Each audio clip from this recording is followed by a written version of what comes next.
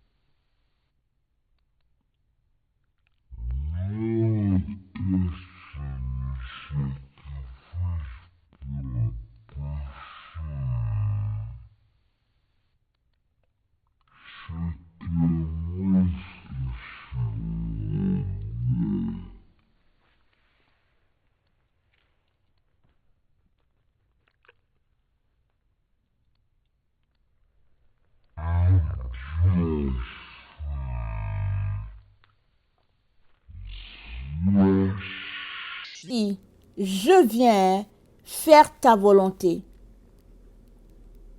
Amen. Il abolit ainsi la première chose pour établir la seconde.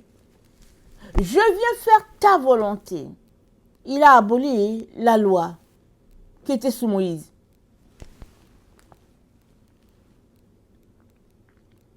Et il vient faire la volonté du Père.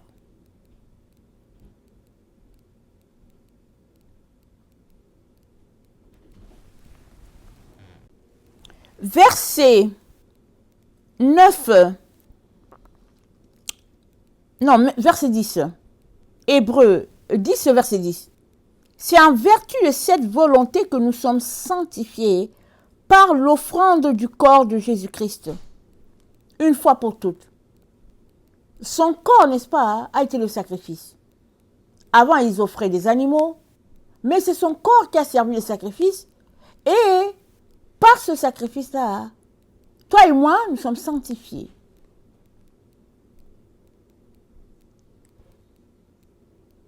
Parce que nous sommes sanctifiés, n'est-ce pas? Nous avons été, n'est-ce pas, lavés, purifiés de nos iniquités par ce que Jésus-Christ a fait. Maintenant, la suite des choses, c'est que nous puissions, n'est-ce pas, mettre notre volonté au service du Seigneur. Parce que sinon, tout ce que nous avons acquis en donnant notre vie à Jésus va tout simplement voler en éclats. Pourquoi? Parce que le monde, n'est-ce pas, va venir à nous, nous étouffer à nouveau. Quand tu donnes ta vie au Seigneur Jésus, la prochaine étape, n'est-ce pas, c'est pas de retourner faire ta volonté. C'est de continuer dans ce que tu as déjà fait. Tu as donné ta vie. Tu as accepté de renoncer à toi, tu as accepté de mourir. Donc la seconde étape, n'est-ce pas, c'est de continuer dans ce que tu as déjà commencé. C'est-à-dire être à l'écoute de Dieu, laisser le Saint-Esprit te conduire et accomplir la volonté de Dieu à chaque pas. Oui, il arrive des moments où c'est difficile de faire la volonté de Dieu. Mais pourquoi c'est difficile? C'est parce qu'on n'a pas lâché un domaine. On est accro à cela. On n'est pas prêt à laisser aller. Et c'est difficile. Souvent, ça peut rester là longtemps. Des années, parce qu'on n'est pas prêt. Mais ce que le Seigneur veut pour nous, n'est-ce pas, c'est de nous amener au bout de ce que Dieu a pour nous. Comme lui, n'est-ce pas, il est allé au bout. Et c'est dit qu'il a appris l'obéissance par la souffrance. Ça, c'est encore dans le livre d'Hébreux. Si toi et moi ne voulons pas souffrir, on ne va pas apprendre l'obéissance. Obéir, n'est-ce pas, se manifeste ou bien se purifie, devient de plus en plus, n'est-ce pas, facile, alors que chaque jour on obéit. Chaque fois qu'on obéit à Dieu, on laisse une partie de nous-mêmes à Dieu. C'est-à-dire, on brise notre volonté et puis on obéit à Dieu. Et c'est la marche de l'enfant de Dieu. C'est la marche à laquelle nous sommes tous appelés. Et Christ a été l'exemple, nous montrant comment faire. Et nous sommes exhortés, n'est-ce pas, à aller de l'avant dans cette marche d'obéissance, ne suivant pas ce que les autres ont fait. Dans Hébreux 4, c'est dit que il y en a, n'est-ce pas, qui ont manqué le repos du Seigneur. Comment et pourquoi? Dieu les a fait sortir d'Égypte. Ils ont été délivrés de la pression de Pharaon, de son autorité. Et Dieu leur a dit, Dieu a dit à Pharaon, laisse aller mon peuple, ils vont aller m'adorer dans le désert. Donc il y a un bon groupe qui est parti, même les Égyptiens sont partis avec les Israélites. Arrivés dans le désert, c'est là qu'ils ont constaté que c'était le désert des déserts. Peut-être se sont-ils mis à regretter, mais toujours est-il que c'est dit qu'ils ne sont pas entrés dans le repos du Seigneur. Et Dieu nous dit, ça c'est dans Hébreux 4, le verset 4 à 7, Dieu dit, aujourd'hui si vous entendez la voix de Dieu, ne jouez pas au dur. Alors la chose que tu peux faire, si tu entends la voix de Dieu, te disant sur quel chemin marcher, et tu n'es pas prêt, la chose que tu peux faire, c'est de dire, Seigneur, viens à mon secours. Je ne suis pas prêt encore, je n'arrive pas, Seigneur. Aide-moi. Le Seigneur va t'aider, petit à petit. Que d'entendre et de faire comme si tu n'as pas entendu. Ou bien d'entendre et de refuser de marcher là-dessus. On reconnaît l'enfant de Dieu, ou bien Dieu reconnaît son enfant, en ce que cet enfant lui obéit. Si tu es enfant de Dieu et que tu n'obéis pas, n'est-ce pas, à sa voix, et que tu refuses de faire la volonté de Dieu, parce que tu ne veux pas être persécuté, alors tu es tout simplement en train de prouver que, dans le fond, Dieu est Dieu pour toi, juste pour tes intérêts. Mais que quand vient le moment de donner ton 100% à Dieu, tu n'es pas prêt. Mais au fait, donner sa vie à Jésus-Christ, n'est-ce pas, c'est renoncer à soi, c'est faire la volonté de Dieu, c'est mourir en soi. Ce n'est que comme ça que tu vas atteindre ta destinée au fait. C'est juste comme ça. Il n'y a pas un autre moyen. Jésus-Christ en est l'exemple. Il nous a dit dans Jean 5, le verset 19, Jean 5, le verset 19, il dit,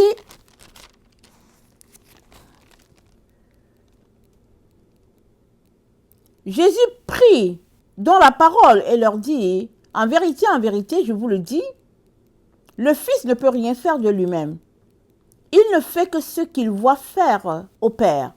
Et tout ce que le Père fait, le Fils aussi le fait pareillement. Tout ce que le Père fait, le Fils le fait pareillement. Jésus ne faisait que la volonté de Dieu.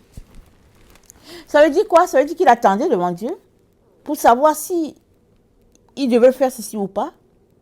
Ou bien encore, ça veut dire que marchant pas à pas avec Dieu, il savait qu'est-ce que Dieu voulait qu'il fasse, qu'il dise, et que l'autre, ce serait soit à ne pas dire, soit pour plus tard. Et c'est une école. Tout s'apprend. Une fois qu'on donne notre vie à Jésus, on entre dans son école. On marche selon ses pensées. On apprend à discerner sa voix. Et maintenant, à écouter sa voix. À obéir à sa voix. Laissant de côté la nôtre. Laissant de côté notre volonté et nos désirs. 1 Corinthiens 2.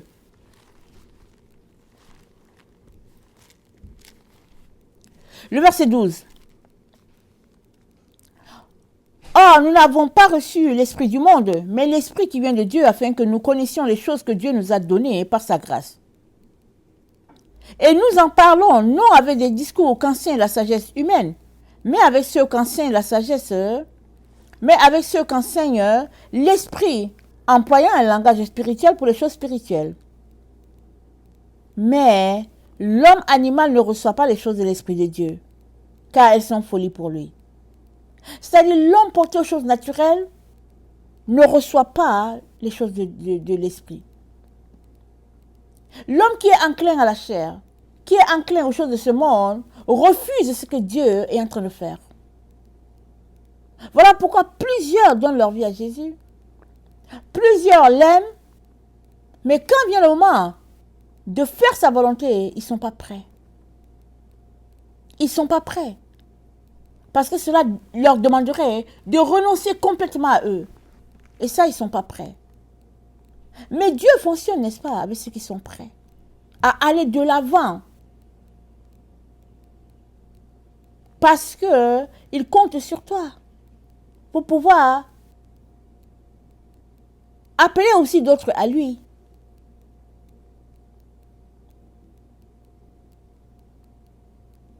Il t'a sauvé, il t'a régénéré, il aimerait aussi sauver d'autres, qu'ils soient aussi régénérés. Et il a besoin, n'est-ce pas, de tes mains, de tes pieds, pour pouvoir faire le travail. Et c'est une grâce. Parce que quand bien même tu refuserais, c'est dit que Dieu est capable de susciter, n'est-ce pas, des enfants à Dieu par des pierres. Le problème, n'est-ce pas, c'est pas que Dieu ne soit pas capable d'apporter des gens à Dieu, c'est pas ça. Le problème, n'est-ce pas, c'est que Dieu aimerait que tu apprennes à faire sa volonté. Et que tu marches jusqu'au bout. Mais si tu ne réussis pas, ce serait un gâchis. Il n'y a pas une condition atténuante pour ceux-là qui ont donné leur vie à Jésus et qui refusent de faire la volonté de Dieu. Il n'y a pas une condition atténuante. Si tu refuses de faire la volonté de Dieu, c'est comme si tu as refusé le salut de Jésus. Parce que tu ne viens pas à Jésus juste pour prendre ce que Jésus-Christ te donne, c'est-à-dire la vie éternelle, et le reste tu rejettes. Voilà pourquoi celui-là qui a reçu un talent comme les autres, quand il est allé cacher son talent, quand le maître est venu, il a dit au maître, tu es méchant. Voilà, je te redonne ta chose. Je savais que tu sèmes là où tu n'as pas moissonné, tu moissonnes là où tu n'as pas sémé, excusez-moi. Alors je suis allé cacher ta mine. Et le maître lui dit, ok, je suis méchant comme tu dis, mais pourquoi tu n'as pas laissé fructifier mon argent à la banque? Et qu'est-ce que le maître a dit? Il dit, prenez ce qu'il a là, donnez-le à quelqu'un, à celui-là qui a beaucoup, et puis lui-même jetez-le dehors. On ne s'arrête pas beaucoup sur ces paraboles-là. Mais ces paraboles parlent beaucoup.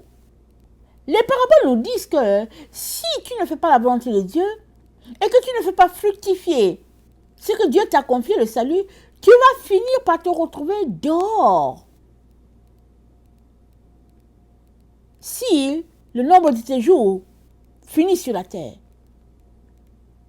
En d'autres mots, Dieu ne t'a pas sauvé, n'est-ce pas, pour te jeter dehors. Il t'a sauvé pour que tu puisses connaître, n'est-ce pas, Dieu, toute sa gloire, et aussi jouir de tout ce que Dieu a préparé pour toi. Et cela va demander que tu puisses laisser de côté ta volonté pour marcher selon la volonté de Dieu.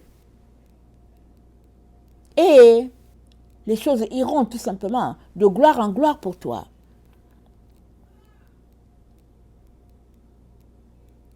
Dans Colossiens 3, le verset 2, nous sommes encouragés, n'est-ce pas, à nous affectionner des choses qui sont en haut.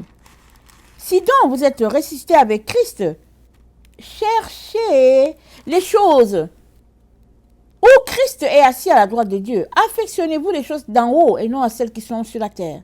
Car vous êtes morts et votre vie est cachée en Christ, en Dieu. Si tu as donné ta vie à Jésus, concentre-toi à chercher les choses qui sont en haut. C'est-à-dire les choses, n'est-ce pas, qui plaisent à Dieu. Les choses de l'esprit. Et que tu puisses laisser les choses qui sont terre à terre. Celles-là qui te distraient, qui te perdent ton temps. C'est à ça que Dieu nous appelle.